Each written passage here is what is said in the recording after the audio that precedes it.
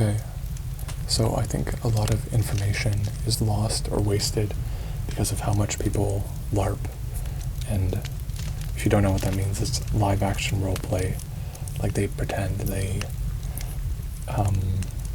try to like make a story instead of reporting what's actually going on. And a lot of this comes out of not even malice, but feeling like they need to because they want some confirmation of the paranormal or a range of experiences that or a range of experiences that they feel is ignored. And that's really not what I want to do, because I think above all else, I don't want to discredit myself, but I want to be able to speak in like, the way I want to say it is like, things that I say autobiographical that happened to me, those are just flatly true, or at least they're fully as true as I can figure them to be as the person experiencing things. And other things about like how systems work, or other things like how systems work or other beings, it's conjecture. It's not like I can write a manual or what's it called, Dianetics about it. And the reason I even want to share any of this is I think I experienced a lot of this as true or very close to true when the experiences that led me to even say these things or have this kind of system of worldview at all, a delusion basically, that it felt very real at the time. And there's elements of it that I'm not going to say aren't real. But I realized like that if it's totally false, then if I don't say it, it kind of dies with me. There's no true record of the experience, because it's only through the experience I had that it even exists. Like, I think it's reality, but because it's a distorted view of reality, nobody can reverse engineer it, because it doesn't, its whole bearing is totally with me, which is not something I considered. For a long time, I really felt like it's real enough that people will figure it out, or I don't know what exactly. I'll just start where I started, and it's going to be off the top of my head, and I don't want to edit too much because I kind of want to leave breadcrumbs to either talk about later or just kind of get it off my chest. Because for some reason I just don't want to forget this stuff. But the simplest way to say it is that humanity, or people, you see as people all around you, we're not all headed to the same place, and that certain things that are good for you or bad for other people, and this is in a sense of like atmospheres, like ultimately we're all on our way to other planets, and again, this is where it's like, it sounds really cheesy because I don't even mean planet, but I do mean sections. It's hard to say, but I'll put it like this, like, we're kind of all on separate teams, or houses or whatever, and each team is like fish, birds, I don't know, something else, land mammals, I don't know, but we're all headed to a different place, but a lot of people don't know that yet. When you're naive to this information, it's like you're blue, you're red, or you're green. And a blue is not going to the same place a red is. Those are the most oppositional. I would say blue and green might go together, but becoming aware of this, it's really strange because you start to tune into one frequency or band, color, spectrum more than the others, and one thing that can happen is that people that are red, let's say if you're red, will be able to hear you, and people that are blue will have a lot of difficulty even just understanding your voice. It like comes out garbled to them, and it's really shocking when you first experience it. I mean, it's really shocking no matter what. And I'll say with this that there are people that are way more aware of what color, blue, red, green, maybe there's other ones, they are.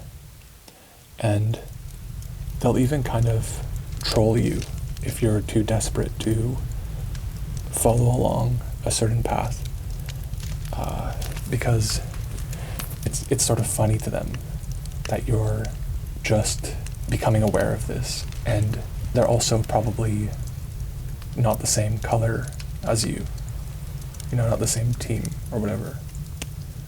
So they don't really lose anything by sending you off into the gutter or pretending to help you, and these, we'll call them color metaphors, are all over music and clothing, and in some cases the color combinations of things matter. Like white on red is not the same as red on white. So you can be, this is very strange too, you can be in a space where all around you there's red on white, but you cannot, like say text, like red text on a white background, but you can't find anywhere with white text on a red background. It's patterns that people don't necessarily pick up on. And I'm not saying you should follow this.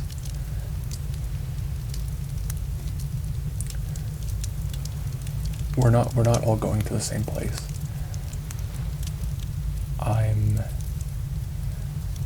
gonna speak in a way that it's gonna sound like cheesy science fiction, and maybe that's all it is. But again, if I say planet, I might mean realm. Not because it's so complicated, it's just because I don't even know.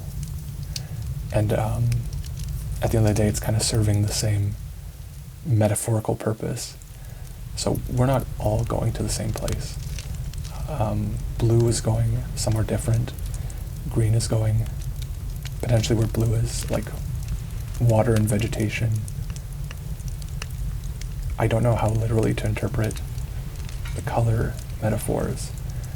I know that blue goes with cold, often deoxygenated. It's frankly, it's absurd, the kind of music that's on the radio, especially at Christmas.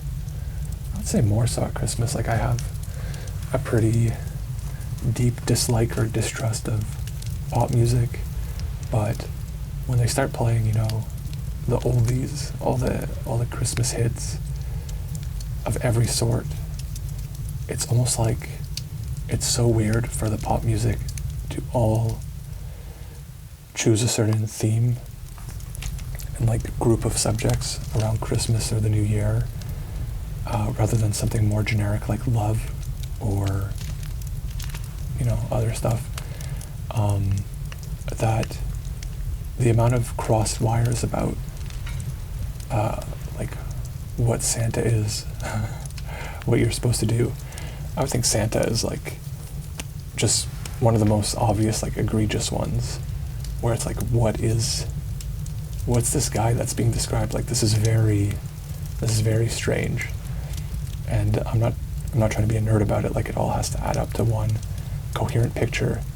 But culturally, there is an agreement that Santa is, you can kind of take his role on the small level and extend it. Like he's gonna find out who's naughty or nice. Like that when a cheesy like internet horror movie like uses something like that, and like, oh, wouldn't it be funny if Santa's like, this like murderer or something.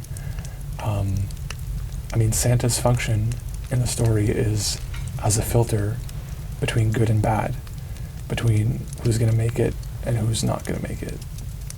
You can apply that to the small scale of gifts, but obviously once it goes into the cultural machine, it's amplified to the full amount, where he's like some kind of filter, a grim reaper, I don't know what exactly.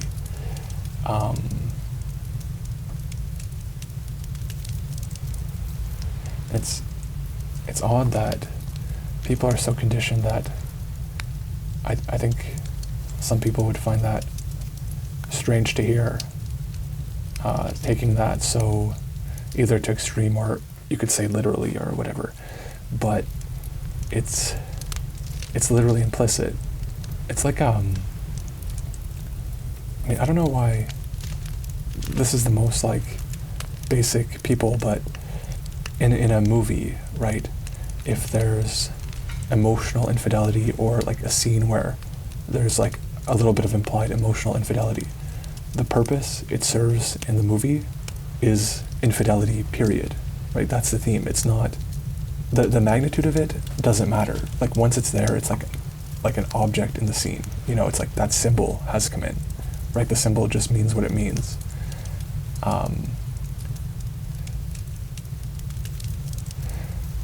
And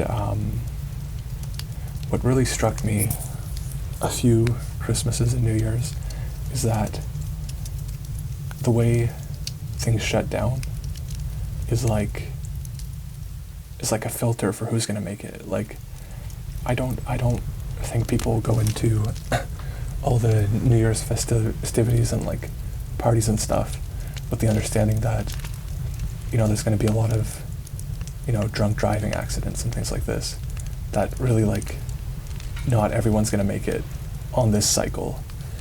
And it makes me wonder if the idea of the rapture is not more of a cyclical process where you're kind of given a chance every year to get on board to the planet you're going to. And a thing that I've experienced is that of the different factions or colors, some of them are shrinking, are losing oxygen, or going down a level, and some are getting bigger and going up. And when I say that, I'll describe this experience of like when you go up a level, everything around you is literally the same. Like you're not on another planet, to your knowledge. You're just still on Earth around other people, but it feels like there's more oxygen, like you're breathing way fresher air. It feels like, even though physically, you're still the same size, everything around you is the same size, it feels like previously you were being crushed and you were never quite getting enough air.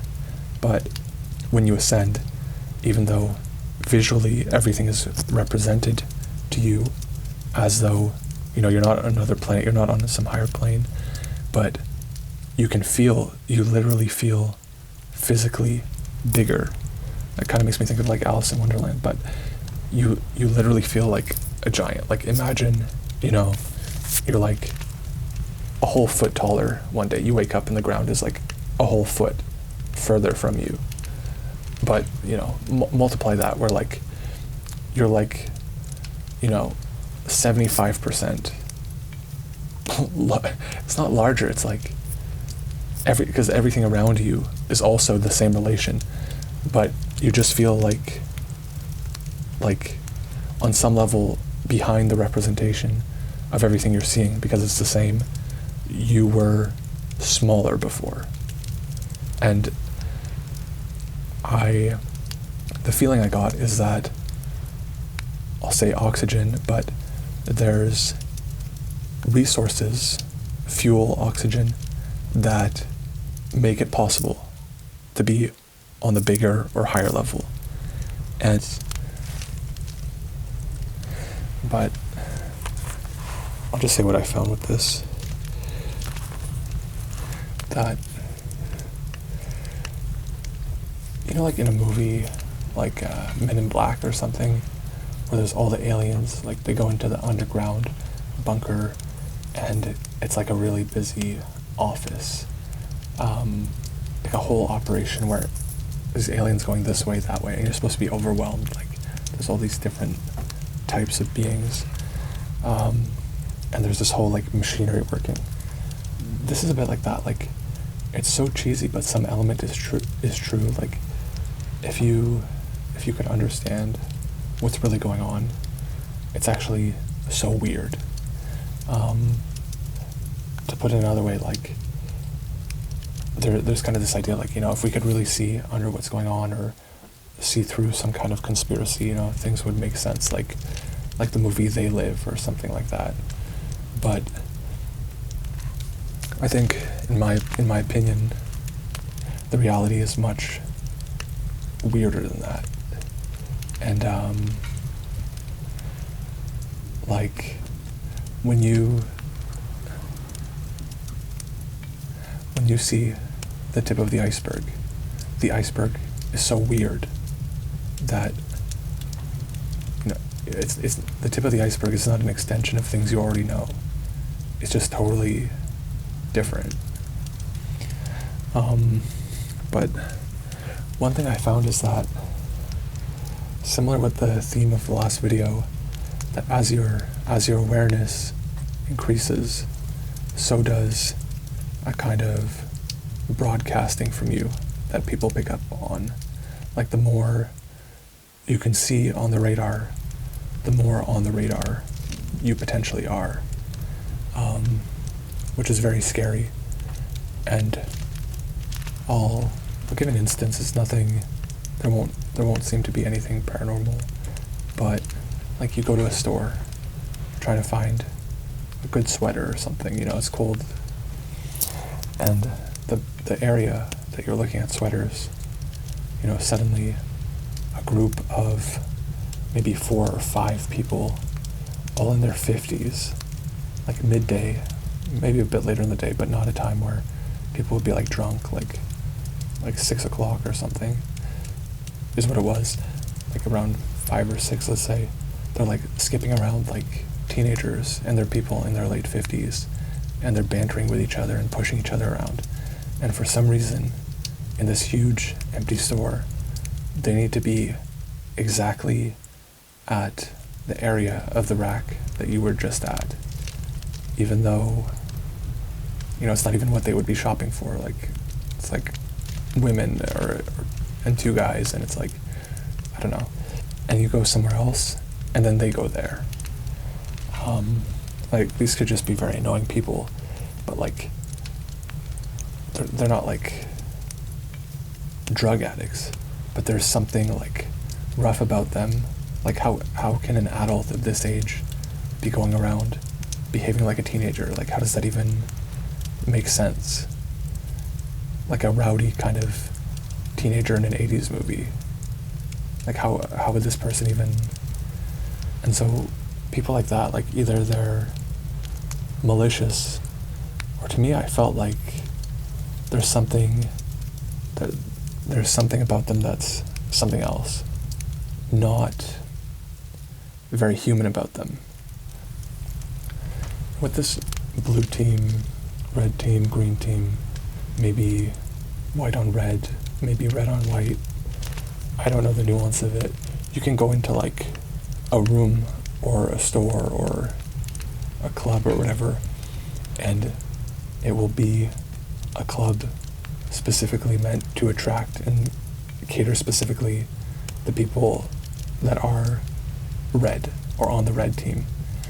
And it's odd because you can find people working there that are on an opposing or other team, but they dress in a color combination where, you know, they'll dress in all red, but then they'll have blue socks or something really unusual.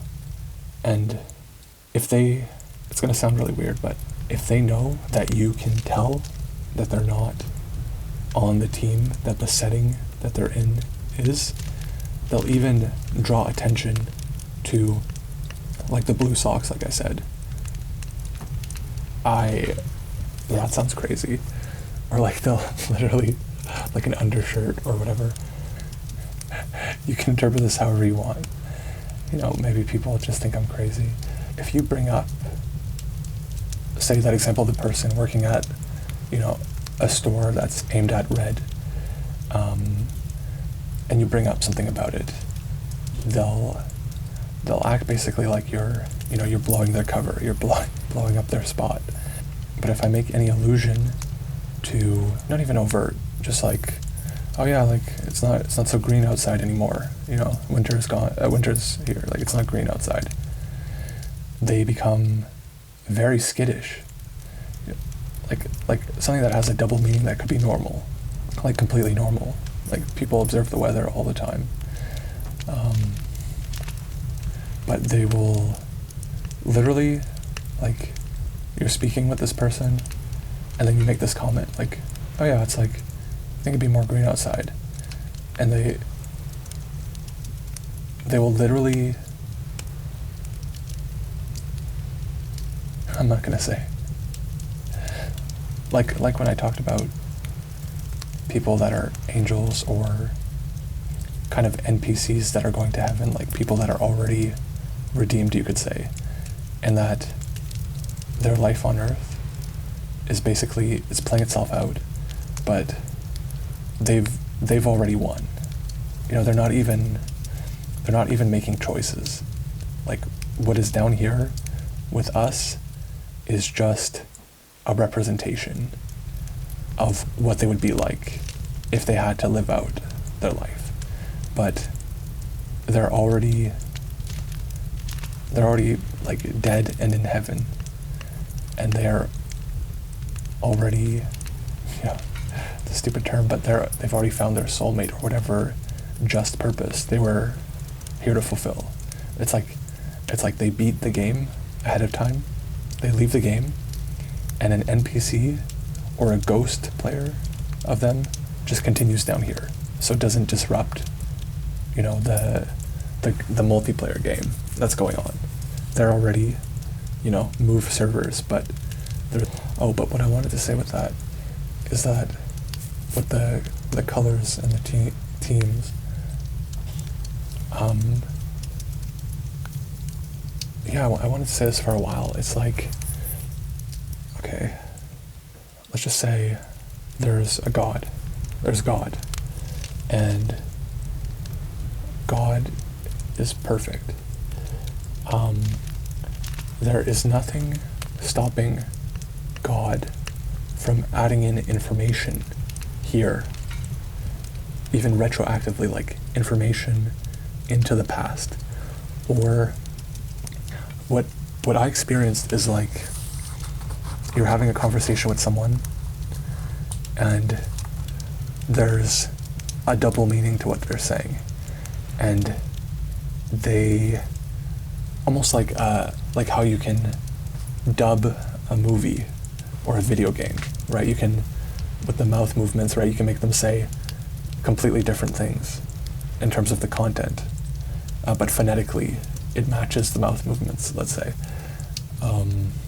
You'll speak to people, you know, just some friendly person at a cafe, and everything you're saying, it's like they know the deeper underlying concern as to why you're saying it, and they're responding to that, but in small talk.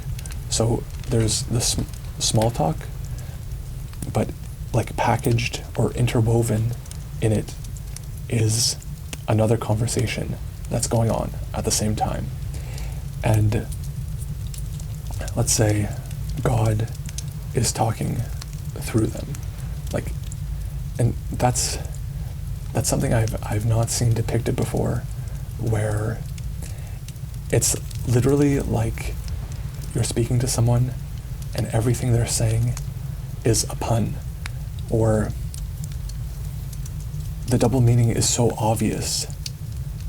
And not only is it obvious, but it's continuous in the line of questioning or conversation. So it's like, let's say, what a normal person, right? We can't maintain two conversations at once. Like, I'm answering you, and then you're giving me two answers that come from separate conversations. They could not coexist in the same conversation. But let's add God to this, who can see, into your soul, who can puppet people.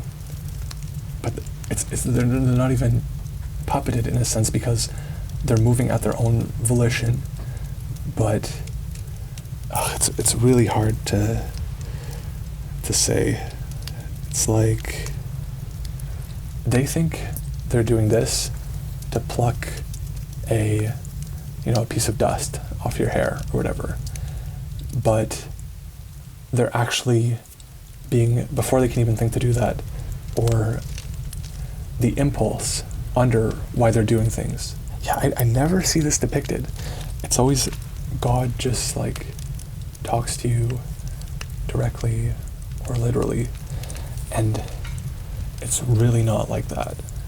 Like, if people overheard your conversation, even with you interpreting and responding to the underlying conversation, if somebody else heard it, that is not, let's say, in however this system of communication, this line of communication is working, I think, oh yeah, you guys just talked about, coffee and the internet.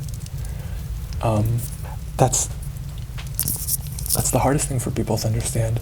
And I'm not even saying this is God. I'm just trying to talk about what entity or what would make this possible.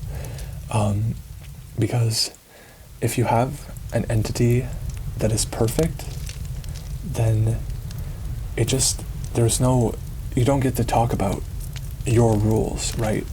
Like, of course a perfect entity can send information into the past. Like, it's not a paradox, because when I'm saying a double meaning, I actually mean not just a double meaning, but you're having two conversations at once.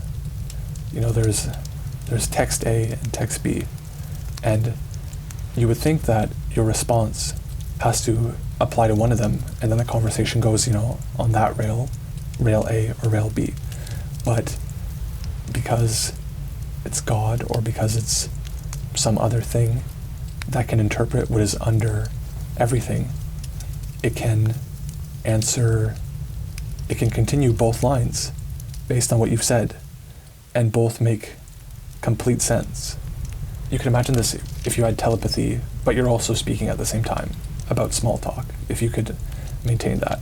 But you're dealing with something that, again, like, I could say it's much smarter, but let's say for the purpose of this, it's actually perfect. It's not smarter. It's not like a higher amount of something you have. It's something else. It's apart from maybe time, you could say. Right? Being apart from time, of course, that thing can maintain, two conversations in one or something like that. Like, it's so OP, like overpowered, beyond that. Something that is perfect does not need to have anything in common with anything, I would say, below it, but it's not even that. It's so corny how people want to apply rules to God. And I'm not even saying this is God, but rules to things that are so far beyond their comprehension. And an easy example of that is something perfect. Like, we have nothing in common with anything perfect. And it's so annoying too, because that word is, I'm not saying like perfect means good or something. It's like its own, but something like finished, like something that is just apart from what's going on here. That actually isn't part of what's going on here. Is able to influence, appear, blah, blah, blah, but always be clean of it because it's outside. Last thing I'll say, there are definitely parasites on Earth. And in this story, let's say, these parasites, like, let's just say some kind of, not quite insect, okay, a lower level thing. I'm not going to say the word, what it is, from space. And it's not really any type of insectoid thing. It's literally from space, so I don't know. Picture like a snake with a human head, okay? There are people that are like the body of a snake and a human head. There are people that literally, that's what they are. They're, like the snake part is connected with the spine of a person's body, and they're going around like a person. But that's not really the same as a great ape. A great ape, a human. And in this story, okay, when they speak or speak to each other, they speak at a very high frequency. And it almost seems like they can, kind of a theme here, speak while also making sounds in the higher frequency. Like speak normally to a human, while making sounds in the higher frequency. It's almost comedic how high-pitched their voices are. Like, I guess they would have a smaller, airway, maybe. The last thing I'll say about the story is that they tend to try to occupy spaces where they direct people. You'll even see them directing, it sounds silly, but a community exercise program. Like getting a bunch of people to walk in circles.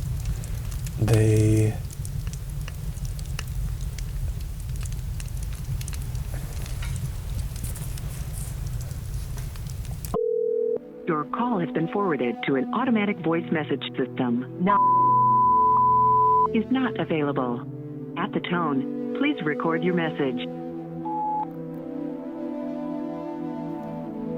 Hello Kira, you don't know what I could do for you. I know I look like I don't have a lot going for me, but I do. I am a very different type of person than most people. I am here for a specific thing that most others are not. It comes with serious challenges that others don't even know exist. But if you want to be spiritual, I am sure in some way I did pick it, because I've always had a sense I would have different obstacles and reasons for doing things way before they played any role in my life. All I am saying is, if you give me a chance, you'll be surprised by who I can be to you. If that doesn't interest you, then please never talk to me again and don't reply trying to be polite, as I won't see it.